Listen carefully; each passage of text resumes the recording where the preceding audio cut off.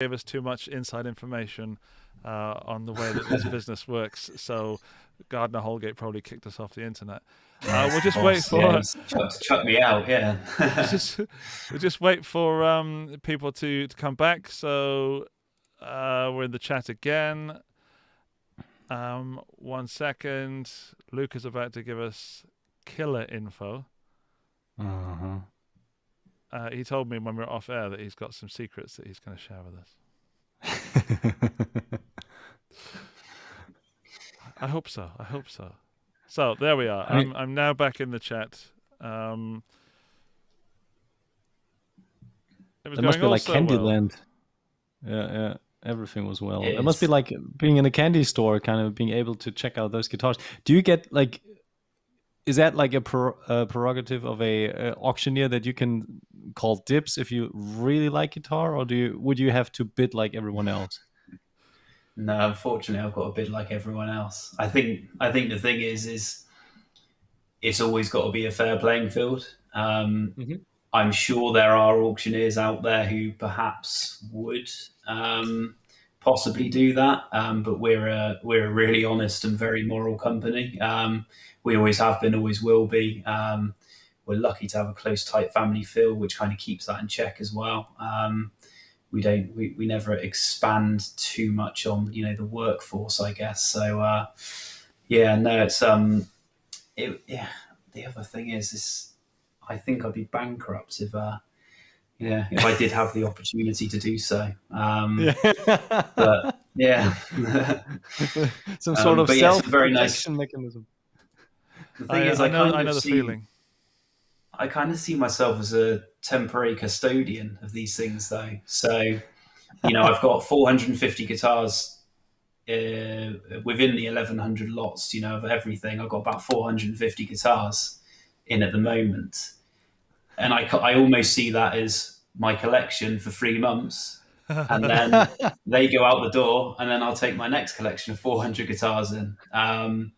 And it's quite fascinating to be able to play all these things and tell the different and see the differences, because I'm in a unique opportunity that not many others. I mean, to be honest with you, I don't even think there's many retailers that probably have the turnover that we do. I mean, I think I roughly worked out that I may have sold about 15,000 guitars since I started this job. Wow. So that just goes to, and that's just guitars, obviously forgetting the other things. Yeah. So, 15,000 guitars go through your hands. You're going to see some, pretty nice stuff. There's not a lot. Apart from the very new modern boutique stuff, which obviously is less likely to come to auction on the auction market because it is so modern, and it tends to stick in people's collections and for a while. There's not a lot that we probably haven't seen come through us, or certainly styles of things. So Can we take a look at the website, Luke? Is that okay with you if we just take a look? Yeah, of course. There we go. So it's up there on the screen. Guitar auctions at Gardiner Houlgate, and you're going to have to talk me through the website to find out how to get to stuff. But if anyone, yeah, sure. My first advice for people is to check out your Instagram, because it's just down here. You have posted some amazing stuff. There's just the photos are great, the captions are great, the care, the attention to detail. You're doing a stellar job of that. So hats off to you. I love watching your posts. Yeah, I mean, Instagram is like it's key, really. I mean, I think a lot of the biggest dealers in the country and worldwide would say the same. You find, I think a lot of dealers now are selling on Instagram more than anywhere else. So, if you're a dealer and you haven't got a decent Instagram account and following, then there's my tip for you. You need to have one, because, I mean, it's like with us with the auctions. We've got a great following. It's been hard work building that following, but we've got there. And, we almost sell. As soon as we post something, we found the buyer almost straight away for that thing we post. And it's a good sell. It's a brilliant sales tool. More than anything else, I think these days. And I personally think Instagram for the guitar selling side is the the best tool for guitars. I mean, there's other social media platforms, but I don't think they work quite as well. So where do we But, go? I'm on the website. I want to so see yeah, the auctions. Do I go to auctions? yeah. So if you go to auctions, I mean, so the thing about this website, the guitar-auctions.co.uk or .com, they both work. This is our subsidiary. This is our subsidiary website that kind of works as an auction preview. So Right. what this does is this gives us the opportunity to, as soon as something's in and it's processed, catalogue, photographed, we'll put it up online so people get as much advance warning as possible. Because our live catalogue on our main company website doesn't get published till about 3 weeks before the sale. And I know a lot of the guitar the enthusiasts around there itching to see what we got coming up. So hence the website. This is, you're in the screen, which is the auction screen. You can see bidding is now open. So if you click on that, so we've got 2 days. Obviously, this is the guitar day, and then there's the other link goes to the amp day, which is day 2. So there we go, straight in. So again, even before the auction, this website still works as kind of on here. By clicking, I mean, if you go out to the menu so you've got live bidding on the right, and that will take you through to top right. That will take you through to the live bidding catalog, which is hosted on our own website. Okay. So that's where people go to register and bid live. And then what you can do on this site is through the lot view. If you click on a lot, you can link through and leave a bid directly from lot view as well. So you obviously click to bid. That'll take you to the main site. What it does at the moment is it only takes you through to the main catalog, but then you can bid. But what it will eventually do, which is a feature we're working on, is that it will all sync up completely. So if you click on the blue button to bid, eventually that will actually take you straight through to the lot on the live bidding catalog as well. So that'll be in place for next sale. It's just something we're in the process of developing. But yeah, so this is the guitar website, as we say. It's been recently updated as well. I don't know if you ever, most people will be familiar with the old one. We launched this about 3 months ago because the other one was about 10 years old and looking very dated. This is much cleaner, much easier to see, more enticing. Yeah. Makes me worry about my credit. Some people in the chat are throwing out some numbers, and I know I asked Luke if you had any sort of favorites or top tips or things that you've seen that you'd like to talk about. I'm just going to check out lot 451, and then maybe we can go to Luke's picks, and then I just put it in there, I guess, and then search, right? Yeah. So search. 451. Oh, wow. It works. Huzzah. Yay, it works. It works live on the internet. That's a 3-necked. What is that? Yeah, it's a wacky thing. In the style of Enzensberger, who was known for these wacky 3-necked guitars. I think it's actually an Austrian-made guitar. I think it says. I think you're right. Yeah, so there you go. In Wien, so it's made in Vienna from a violin maker. Wow. So it's basically a fretted middle board and the 2 fretless sides, and then that ridiculously long saddle. Probably the worst intonating guitar in the world. But, I didn't even see that. I was just looking. I didn't get as far as the sound hole, let alone the saddle. Biggest saddle in the world, yeah. So that's one long bone that's been made out of. Crikey.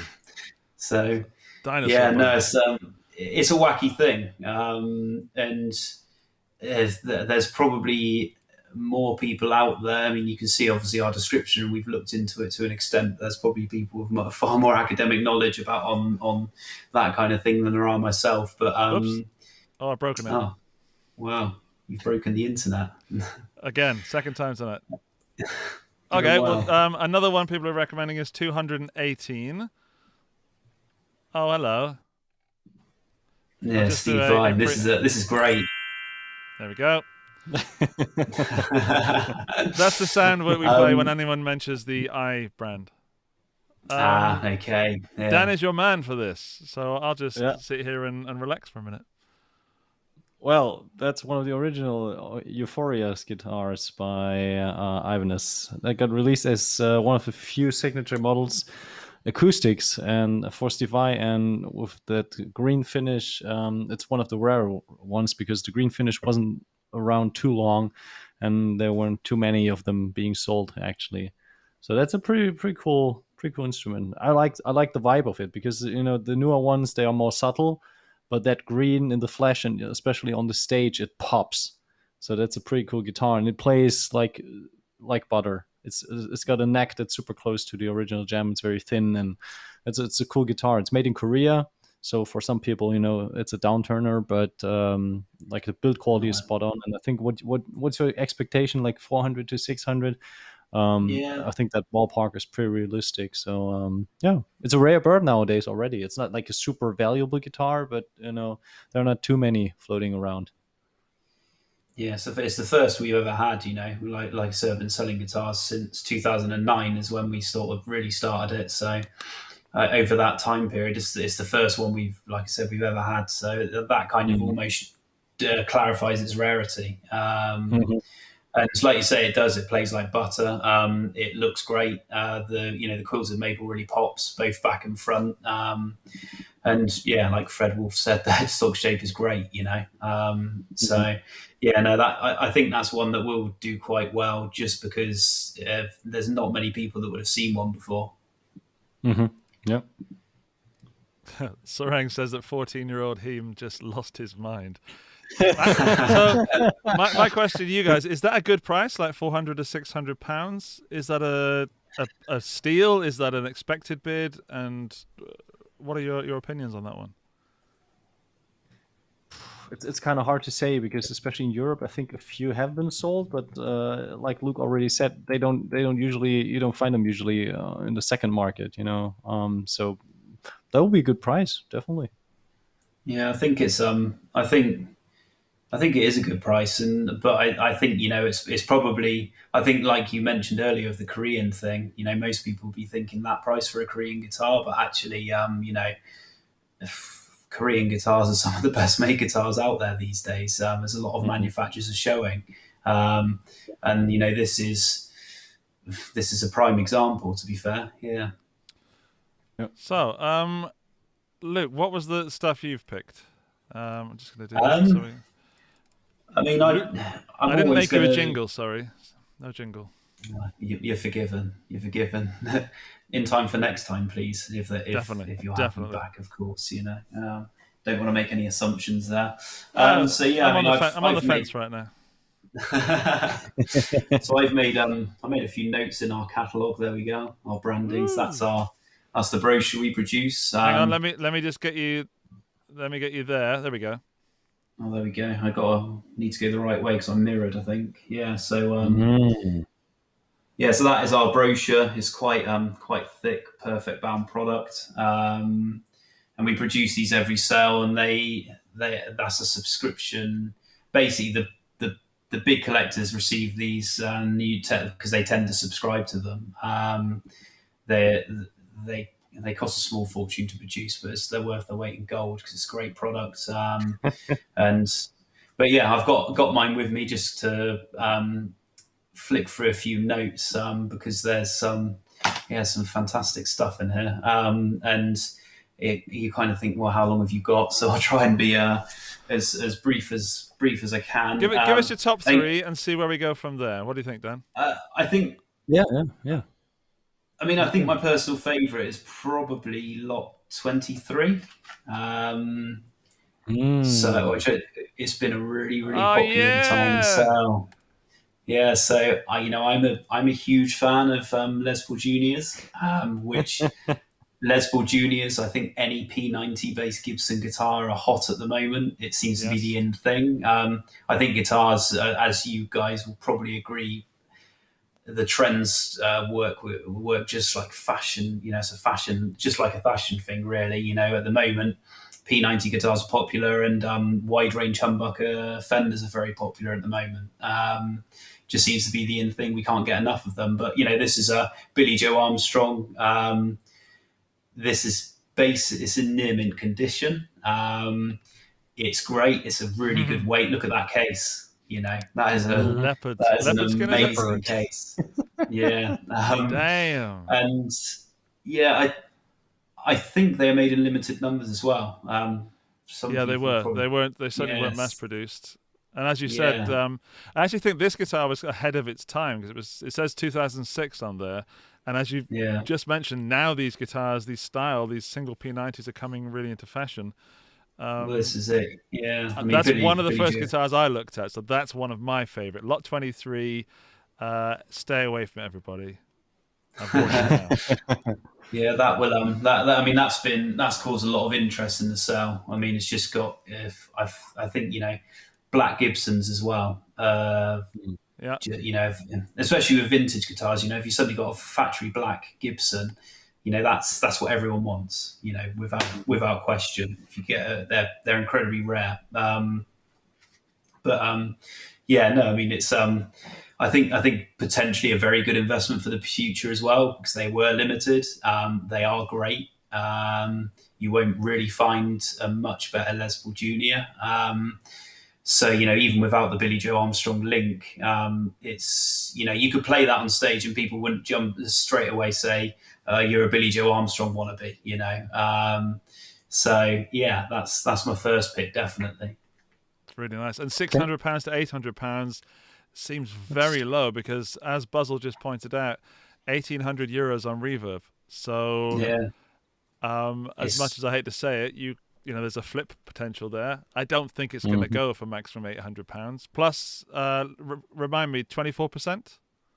Yeah, so buyer's premium including VAT is 26.4%. So obviously that's our our service fee essentially. So the commission we take from the sale. I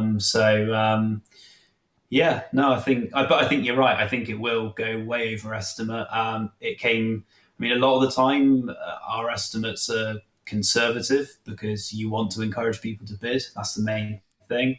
I believe lot 1 to 50 in the auction all came from a deceased estate. So you're not under that much pressure to have to put massively high estimates on. They're here to sell. But we know that offering at them a conservative estimate will ensure that our seller gets the best possible outcome. Because if we went and listed that guitar at, let's say, I don't know, £800 to £1,200, you'd suddenly knock out 5 or 6 bidders that could have potentially been engaged in bidding and got carried away. It is all mind games being an auctioneer and getting people engaged in bidding. We really are trying to trick you into bidding. And once we get you engaged, you probably will bid more. But it has worked on me.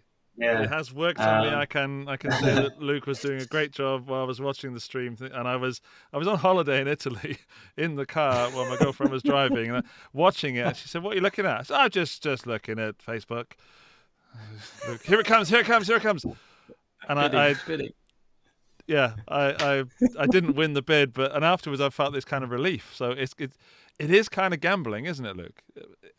Yeah, well, yeah, it can be in some ways, and I think the other thing is where we don't really have anyone in the room at the moment, and people are bidding from home. You can get a bit more comfortable. You sat in your armchair at home, and in some ways, it's a bit like making that.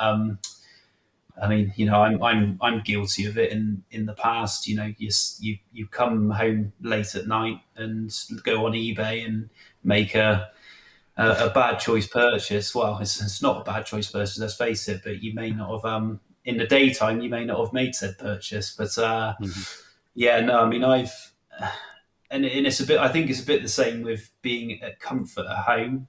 I think there's a lot of people that probably should be working as well. They're working from home now and they're bidding on our auctions, and I think you do get a bit comfortable sat there, and that can. And as an auctioneer, we try and encourage people to bid one more. That's our job. At the end of the day, we're working. Although we're working, we're always working for the seller. At the end of the day, that's our main concern. Obviously, our buyers come very well regarded as well, because without our buyers, we're not in business. but we'll never missell anything to anyone. We do look after our buyers to that extent. And to be honest with you, on that side, I'd rather put someone off from bidding on something if they're not comfortable than, if someone comes to me and says, "Oh, I'm really not sure about it," I just say, "Well, just don't bid."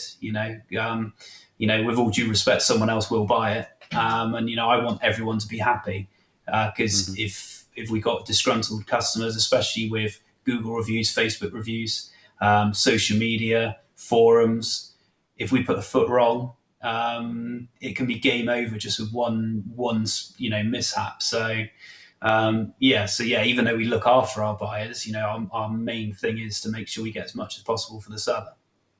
Of course. Do you have another pick for us, sir? Another lot number? Yes, I think the front cover, which is 117. I think I'd be 117. Yeah, I think I'd Brazilian be rosewood. yeah. Let's not talk about the dreaded Brazilian rosewood. So oh my goodness, that's Guillaume's wet dream. It is. Yeah. 1960 Fender Strat. I mean, I'd be wrong for not picking this one, just because. Well, from a personal point, it's Olympic white with a rosewood board, which is, in my opinion, the best looking Strat you can get. I'm sure there's loads of people that would probably disagree with me. I think for me, shell pink comes a close second, but Olympic white with a rosewood board. I think another reason for me picking this is it's been refinished, so you're not going to have to pay 20k for it. It's look at that neck. I mean, whoa. You look at that neck and you just know it's been played, and the feeling of that neck is, people think Fender Custom Shop come close to getting that feel. They don't. That is just something else. Full reveal. Yeah. It's so, the neck, that the back of the neck is so far gone that a lot of people have been saying it looks like a purpose relic, but it's not. It's like it's just. I think the person, the previous owner, had very, very grubby hands, probably, but but yeah, no, it's and there's a few other things, like it's had the thing with this guitar as well is it's had a refret, which is very accepted now on vintage guitars. They're an instrument at the end of the day. I think if a vintage guitar hasn't had a refret, unless it's just been lost in time, there's probably something wrong with it. If it hasn't been used. But this has actually had a refret with not vintage correct frets. So they're more of a medium jumbo. And I have a big preference for fat frets, so that kind of works as a good middle ground for me personally. Very comfortable to play. I'd say it's probably the best sounding Strat that I've ever, vintage Strat that I've ever played.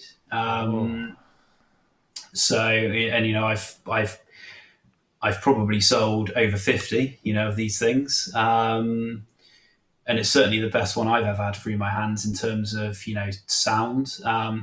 But because of the issues, like a refinish, the guard currently on there is a replacement. The original was included, but it's had a repair because it previously had like the free Jag style switches that a lot of people used to do back in the early 70s, just for more tonal options. And because of that switching system, there was a small route that was put out from the control cavity, which has been filled in, and obviously that's covered over by the refinish. So those things are going to bring, a refinish half survive. This is just a great opportunity to own a 1960 Strat under. Well, it should be, as long as people don't get carried away, under the 10k price bracket. So my feeling is it will go for somewhere between 5 and 8. If it goes over 8, it would surprise me in some ways, but in other ways not, because the market is buoyant at the moment. But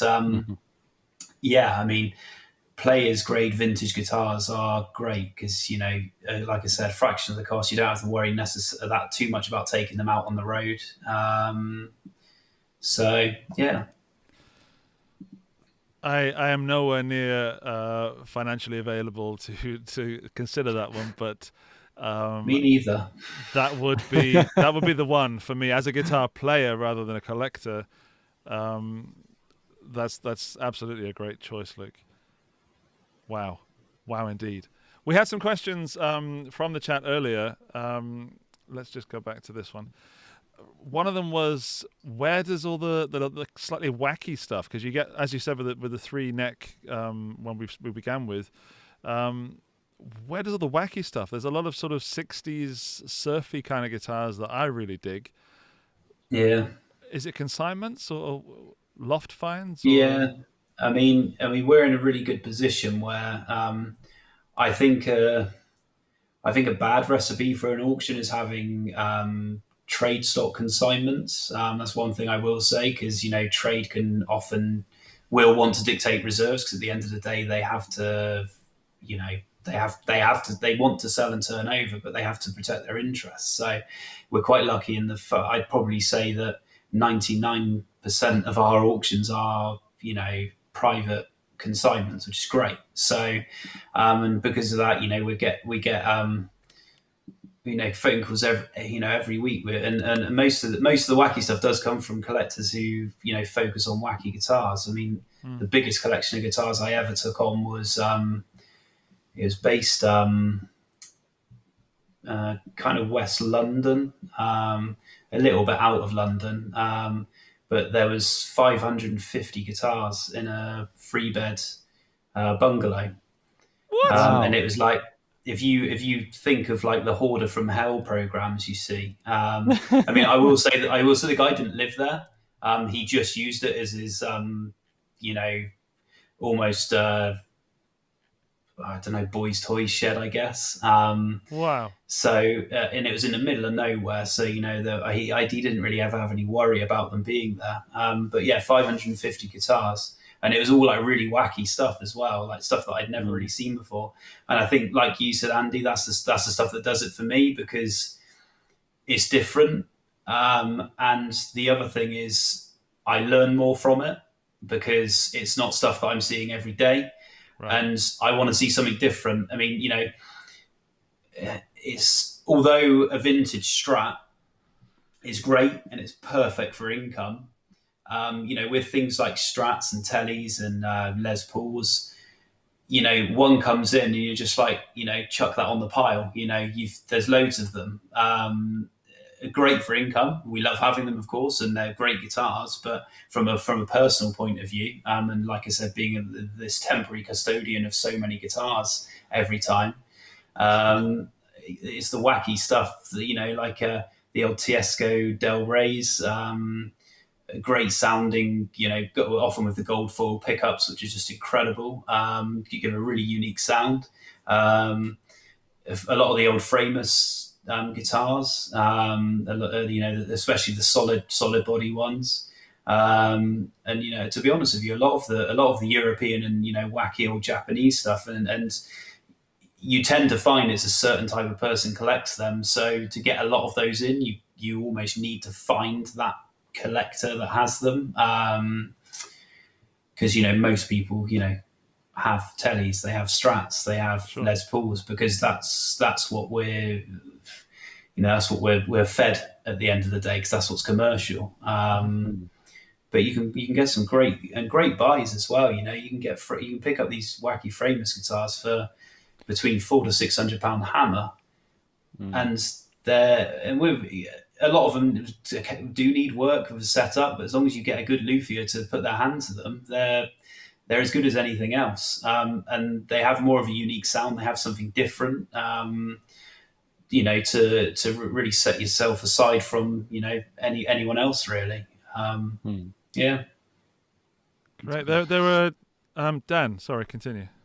Yeah, I just want to ask, shall we, I already have checked the catalog, and there are like a couple models that I would recommend from a investor perspective or collector perspective, which would also lead, one particular one would also lead me to another question. Could we briefly check out lot 366, which should be a 1992 Ibanez Frank Gambale FGM 100 guitar? And there you go. And this is a sky blue FGM 100, which was only produced in 1992. And I mean, Frank Gambale was with Ibanez for a couple of years, but nowadays I think he went with Kiesel and a lot of other companies. And these guitars at the time, they were super new with the S series not being in the market for too long. And but with the colors, like even the inlays and the headstock matching the body, it's a very, very cool and quirky looking guitar. It's got the Marzio pickups, etc. But what led me to my question is that I saw that it's even signed on the headstock, and it says like "Merry Christmas, Frank Gambale." Yeah, I think it's like a happy birthday tribute to obviously someone's son Yeah, from yeah. Frank Gambale. Yeah. But did you ever had like, I mean, that's obviously this is a guitar, like a signature instrument that's been signed by the artist. Did you ever had like any kind of treasures that you found where maybe the seller that provided the guitar to you didn't even know who signed it? Like, I don't know, an old frame is signed by Elvis Presley, and then once you check it out, you see, oh wow, what signature is that? You do some detective work, and then you figure out, whoa, that's something I did not expect. Did you have any situations like that where the actual instrument wasn't necessarily what it was all about, but there was much more about it, like a cool story or a big name? No, not really. I mean, most people tend to know what they have, and I mean, I think most, especially when you come to deceased estates. I mean, this one is from a deceased estate, and funnily enough, the widow didn't know that it had been signed on the back, All right. and just so not you know not every spouse knows exactly what their partner's been hiding in the attic until they pass away. Do you But remember that meme that says like my worst nightmare is that my wife sells my guitars for the amount of money I told her they did cost? yeah, one of my favorite memes. Yeah, no, it's great. I mean, I think I mean, I remember once I had a Joe Satriani. I think it was probably a JS10 or JS100. One of the top range ones in red. Um, and the person that owned 1200. it was a guitar nut. But he didn't actually realize it was a Joe Satriani signature guitar. And it had a signature. It had Joe Satriani had signed the top of it with a doodle. So he Oh, bought wow. me the guitar Okay. wanting to sell. Yeah, didn't realize it's a Joe Satriani model, and said, whose autograph is this on my guitar?"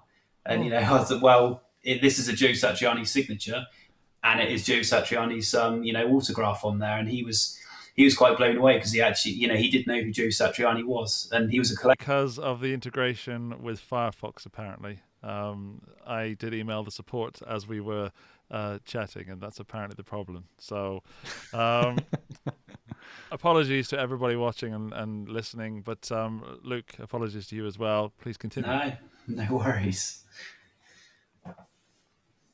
So he didn't know it had Joe's signature. He was a collector. And No. what's the financial side of that story? I mean, I think basically having the autograph on there, it made. I think the guitar owed him. I don't know where he bought it from. I think it only owed him about £500. So he was delighted to find out that the guitar was probably worth £1,000 in its own right. And we probably got an extra £500 because of the autograph. It was a long time ago now. I think it could have been 6, 7, 8 years ago now.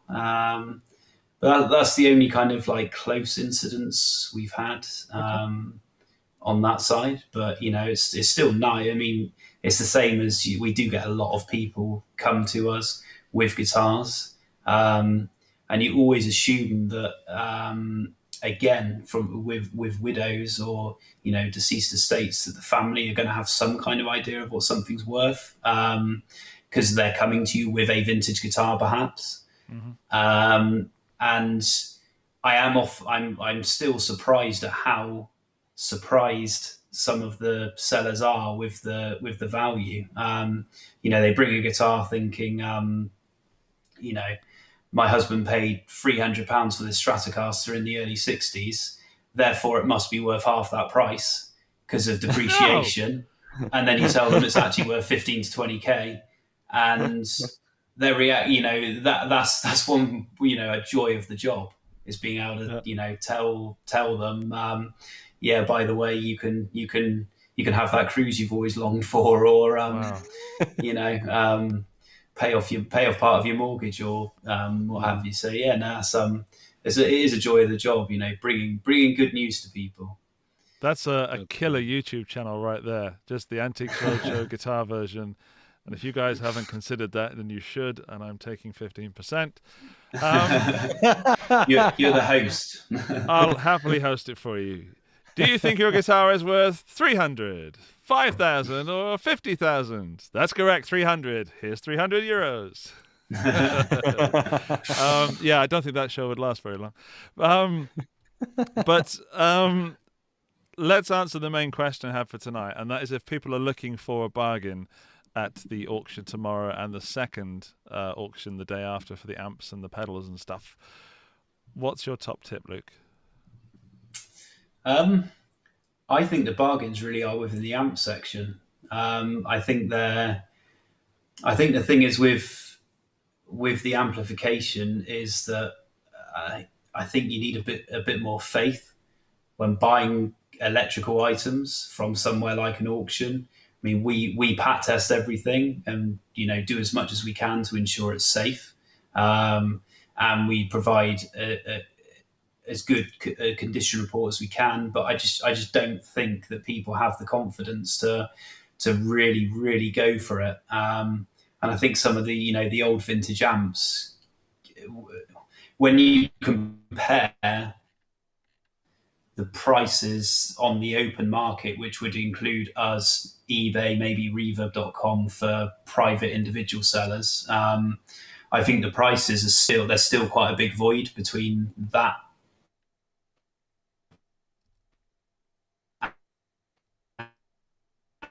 and guitar. Yeah, come again. Are we still here? No, we're still here. Yeah, that was a statue. We're good. Who has a cat?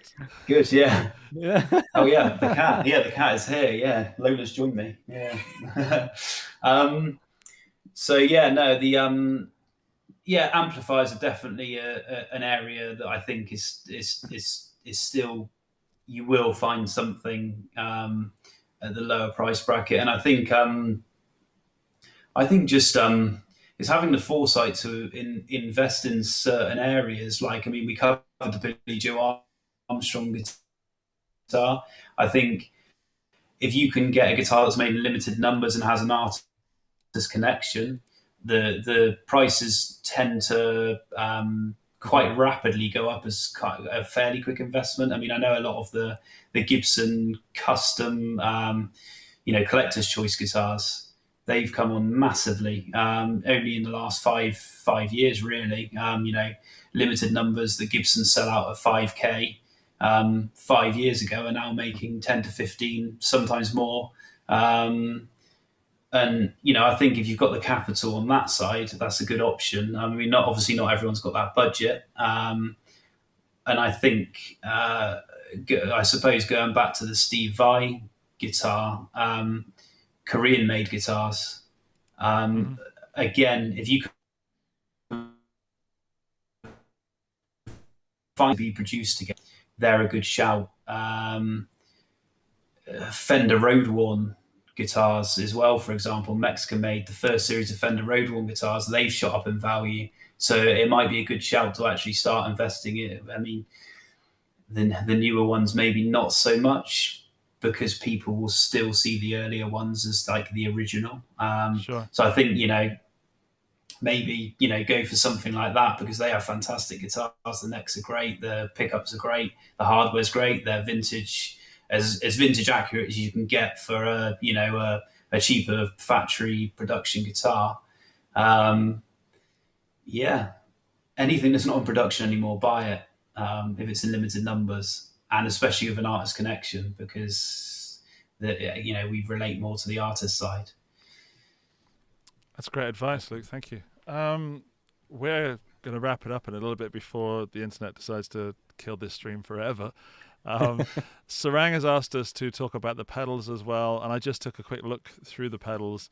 There seems to be some great deals there. There seems to be some new and box, but also some older stuff as well. And I saw the auction the last one you had in March, and there were pedals going around the sort of £30 to £50 mark. There's some good pedal deals to be had as well, I think. So I think you're right. Yeah, I think like the older vintage stuff and the boutique stuff probably does hold its own, but I think there's some unknown stuff and like lower end stuff that you really can get for good money. And there's a lot. I mean, as we know, there's a lot of great pedal makers out there, and a lot that I think is still under the radar on the open market. And I think a lot of people that are really into the pedal thing would probably more so aim themselves towards, buying direct or, buying somewhere like eBay potentially, because it's just well known for it. People wouldn't necessarily think of, let's go to Gardiner Houlgate guitar auctions to buy a pedal. But yeah, well, like you said, we've got a lot of great new and box pedals, some of which are really difficult to buy these days. And we actually took on a shop clearance. So I see. So I took in approximately 400 pedals, boutique pedals, which we're going to be working through for the next 3 sales. So keep checking back because I've got boxes and boxes of them to sort through for future sales. But this is just a taste of what's to come. It's exciting, and there's a lot. I feel a lot of energy around this guitar auction stuff. Even though the chance of me buying something is quite low at the moment, it would be a bad financial move on my part. But even still, I'm still going to watch some of the stream tomorrow, and certainly check out the stuff the following day for the amps and the pedals and all the electronical sort of stuff. It's exciting, and I know the people in the chat have also been excited, and they're looking at the lots. Sadly, the audio version of this podcast is going to go out on Thursday, meaning that's the day that the after. So it's the day after. It's even going to go in the evening, Dan. Is that right? So that means if you're listening to this audio version, don't go looking for the current listing, but there's another one in December. Am I right, Luke? September will be the next one. So yeah, we're 8th and 9th of September. We're taking items till the 13th of August. So the catalogue will be online in full about a week after that. But we'll be publishing things on the guitar preview site, guitar-auctions.co.uk, as soon as things come in. We've probably already got over 100 guitars consigned for that one already, before we've even had this one. And like I said, there's a lot of pedals. And there's a lot of collections pending as well. So it's probably going to be another big one. And yeah, really excited to sort of get stuck into that one and get another 300 guitars through the door, but plus, So yeah, but yeah, no, it's definitely always worth looking, because you never know what's going to come up. I never know what's going to come up, and that's the joy of the job. We literally sell what we are given to sell. So yeah, no, it's great. And it's great to watch that, because like Andy already said, it's a great energy during the auction. So even if you're not really willing to spend like a fortune on an expensive guitar, it's just super cool to see, to kind of get your internal price right and then see how far it goes. Well, this is the thing. Yeah, one of my regular customers who came in for public viewing today, and he kind of said that him and his wife, every sale, they go in their cinema room and they put the live stream of the sale on, and they just watch it all day because they find it fascinating. He's kind of like he trades a little bit, but he's a collector of amps mainly. So he'll sit there all day bidding away, and just enjoying what we do. But the other thing is, I think like you just touched on, is you can. It's a great way to kind of study the market and study where prices are and keep up to date, especially looking at the sales ups afterwards. But if you're watching it as well, yes, it's a good tool to use, really. Mhm. And yeah, hopefully we make it fun for everyone. And yeah, we may our voices go and we do lag towards the end of the day, but yeah, we try and stay as buoyant as we possibly can. Good. Well, let's go to the chat for one final question. I think it's a really important one from Sarang. And he asks approximately how much does one have to wait? How much time does one have to wait to receive an item after they've won the bid on? Um, Not that long, really. So, I mean, obviously, if you're based near us, a lot of people will just come and pay and collect, and some people do that on the day of the sale. They're more than welcome to do so. Obviously, there's people that are further afield. We've got European and international buyers, a lot of buyers in the States, as you can imagine. And that's going to take longer because there's all sorts of things to sort out. There's CITES paperwork on Brazilian rosewood. There's the actual shipping side. We have partners, shipping partners for shipping guitars who do a really good insured couriered service, and they tend to come to us the week after the auction. So and then they'll kind of deliver around during that following week. So it's usually for most people a week and a half. But if you want it sooner, then you can make the trek over to us, and we love seeing people in person. People, Yeah. it's great to have people through the door. Where the last year we haven't really seen anyone, so I think that's it's great to actually be able to meet your collectors and meet your buyers and make new connections. And, just like we're doing today, it's very important for the industry, I think. Well, one day, Luke, I'm going to come and visit you personally. We're going to make a video and have a little look behind the scenes. And I'm going to write my name on a Post-it note and stick it on something. Dan, dibs. Dan, do you have anything else to ask our wonderful guest? No, nothing more to ask. I think we could talk and go on like for 2 more hours and just check out so many precious items. There are so many cool guitars that have a story that you could just drool about and talk about. Just like maybe one advice for anyone who's really interested in bidding, because with the UK no longer being within the EU, it can be a little bit tedious when it comes to shipping costs. So if you're in the market for a guitar that has a bolt-on neck, if you remove the neck and have asked someone to ship the guitar that way, it can get way less expensive in terms of shipping. Nice. Obviously, I've done Luke that has before, no comment so. on that. Brexit hasn't been great for our European buyers. It really hasn't. Yeah. But they if there's something rare, they will still buy. So yeah, no, it's all good. Is that something you would do if a customer bought a guitar? Let's say it's maybe not a 10,000 pounds guitar, but like a 800 squid instrument, and asks you specifically to have that shipped with the neck being disassembled. Is that possible? Yeah, I mean the only thing we can't do, obviously, is we can't misdeclare the value because Sure. again, like Yeah. I mentioned earlier, we're an above board company. You'd be amazed at the amount of people that ask us to do it. But even if we don't set up the shipment as the sender, we're liable. And I don't want the hassle of that. I don't think many people would. But yeah, of course, if some, and I have done it. I have pulled apart bolt-on guitars and packaged them in a half-size box for them.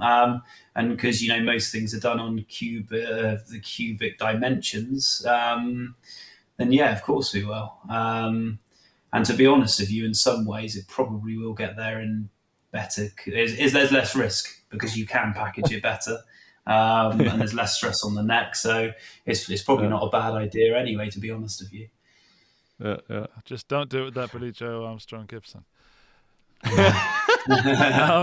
One final thing, Luke, and that is that if you ever get another shark-shaped guitar, please send me a message on Instagram, and don't ever communicate with a man called Tom Quayle. So, yeah, it's yours.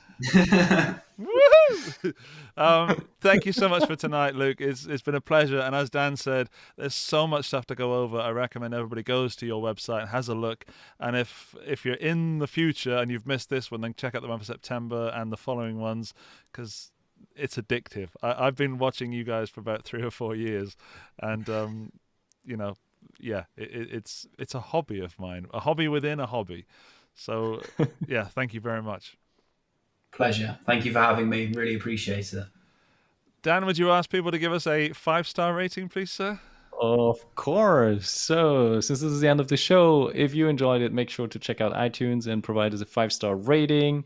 Make sure to subscribe to Andy's channel if you haven't done so. Click on the bell. And apart from that, thanks everyone for joining, especially in the live chat. Sorry for the technical issues. I guess European soccer is kind of screwing up the internet at the moment. And looking forward to seeing every one of you back next week. Thanks so much, Luke. It was a pleasure having you on the show and drooling over guitars. And good night, everyone. Be kind to each other and see you next week. Good luck for tomorrow, Luke. Good luck, man. Thank you very much. See you Bye, then. everybody. Bye.